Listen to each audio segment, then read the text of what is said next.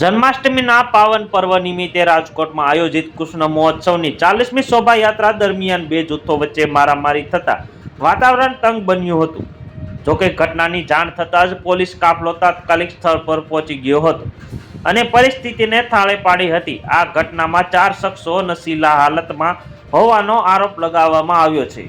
આ ઘટના રાજકોટના ગોંડલ રોડ પર બની હતી, જ્યારે શોભાયાત્રા પસાર થઈ રહી હતી। અચાનક કોઈ અજાણ્યા કારણોસર બે જૂથો વચ્ચે બોલાચાલી શરૂ થઈ હતી, જે બાદ મારામારીમાં ફેરવાઈ ગઈ હતી। આ મારામારીને કારણે થોડા સમય માટે અફરાતફરીનો માહોલ સર્જાયો હતો। વિશ્વ હિન્દુ પરિષદ 39 વર્ષથી શોભાયાત્રાનું આયોજન કરે છે। જન્માષ્ટમી મહોત્સવ સમિતિ દ્વારા 40મી શોભાયાત્રા યોજાઈ હતી। આ વર્ષ 22 કિલોમીટરથી લાંબી શોભાયાત્રામાં 80થી વધુ અલગ અલગ ફ્લોટર્સ તૈયાર કરવામાં આવ્યા હતા। મુખ્ય રથયાત્રામાં ઓપરેશન સિંધુના બેનર પણ લગાવવામાં આવ્યા હતા। શોભાયાત્રાનું આયોજન પોલીસ સુરક્ષિત બંદોબસ્ત વચ્ચે કરવામાં આવ્યું હતું।